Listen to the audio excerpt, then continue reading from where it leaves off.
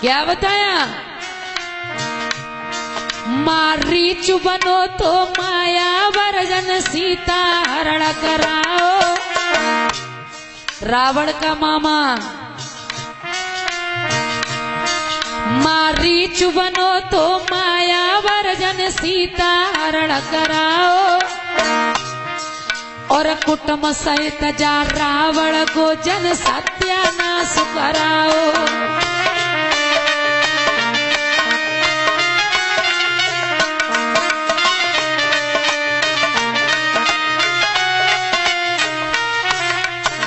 तीसरे मामा क्या बताया? श्री कृष्ण के मामा कंस ने भारी पाप कमाए। तीसरे मामा श्री कृष्ण के मामा कंस ने भारी पाप कमाए। बैनिक अपनी को दुख दए जन छे भान्ये मरवाए।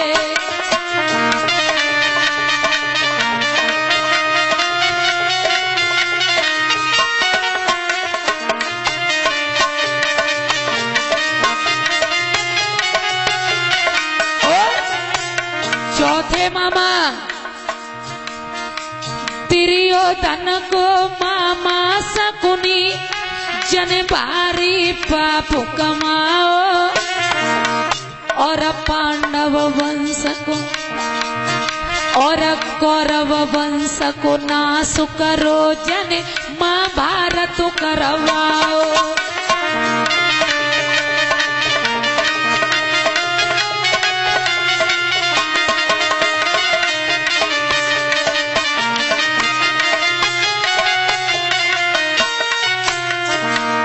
मामा भक्तों, मामा शब्द आया, वाह कभी खुशी नजर नहीं आई।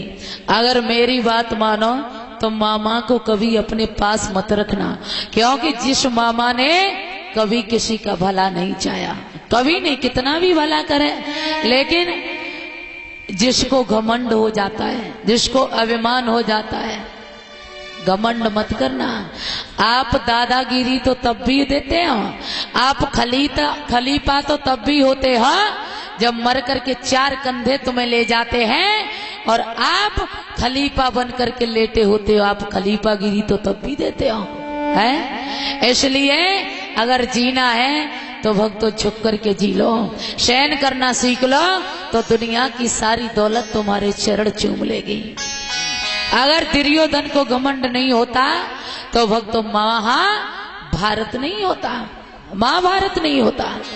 अगर दुर्योधन को घमंड नहीं होता भक्तों, धीमे धीमे धीमे धीमे पांडव धन दौलत हार गए, धीमे धीमे राज्य पाठ हार गए। अब तो कुछ नहीं बचा, 12 वर्ष का वनवास और 1 वर्ष का अज्ञातवास हो गया। दुर्योधन कहने लगा पांडवों से, अभी तो आपके पास एक बहुत अमूल्य चीज बाकी है। वो क्या है? जवाब दिया है, वो है तुम्हारी पत्नी द्रौपदी। दाव पर लगा दो, हो सकता है आप जीत जाओ। पांडव समझ नहीं पाए भक्तों, द्रौपदी को दाव पर लगा दिया तो धीमे धीमे धीमे धीमे पांडव द्रौपदी को भी हार गए। जब द्रौपदी को हार गए तो इधर दुर्योधन ने आदेश दिया, दुशासन जाओ और जाकर के द्रौपदी के केश पकड़ करके घसीट करके सभा में ले आओ। द्रौपदी को जब सभा में लाया गया तो भक्तों द्रौपदी कभी भीष्म पितामह के पैरों में गिर जाती है, दौड़ करके दुर्योधन के पास आती है, और दौड़ करके कभी धनुषधारी अर्जुन के पैरों में गिर जाती है। लेकिन बाहरी समय उस सभा में द्रौपदी की कोई आधी बात कहने वाला नहीं था। वो धनुषधारी अर्जुन, वो गदाधारी भी, जिनकी गदा की टंकों से दुनिया थर थरा जाती थी। लेकिन बाहरी समय, समय समय की बात समय को परखे ज्ञानी, और समय पे पड़ती धूप समय पे बरसे पानी। इस समय के आगे भक्तों कभी किसी की नहीं चली। कभी गर्मी कभी सर्दी, कभी गर्मी कभी सर्दी, ये कुदरत के नजारे हैं।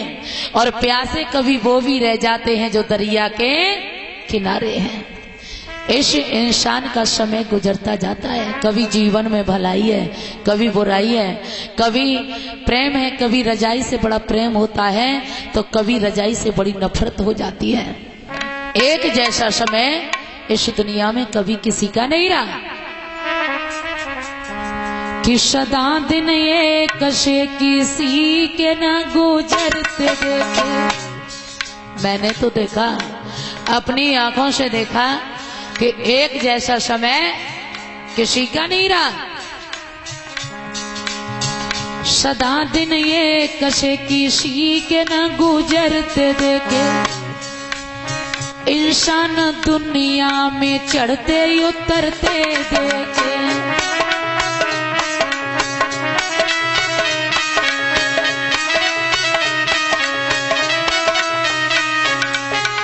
परीक्षित महाराज जी, हमने तो अपनी आंखों से यहाँ तक देखा क्या,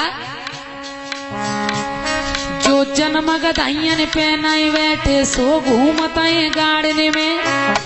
वक्त की भली आ रही है, समय की बात है। जो जन्म गदाइयन पहनाए बैठे सो घूमताए गाड़ने में। घास खोद के डोकर मर गए महापुरुष के जाड़ने में।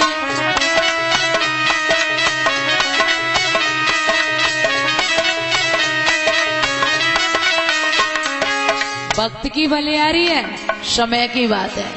एक कवि तो यहाँ तक लिख रहा है क्या कि एक दिन रावण ने 10 दिशा जीत लई। एक दिन 10 शीश पड़े रहे रण में। वही रावण था जिसकी ललकार से दुनिया थर थर आ जाती थी भक्तों। कि एक दिन रावण ने 10 दिशा जीत लई। एक दिन 10 शीश पड़े रहे रण में। और एक दिन श्याम सुंदर भाजी गए आधी रात। एक दिन कंस को पछाड़ दो छिन में।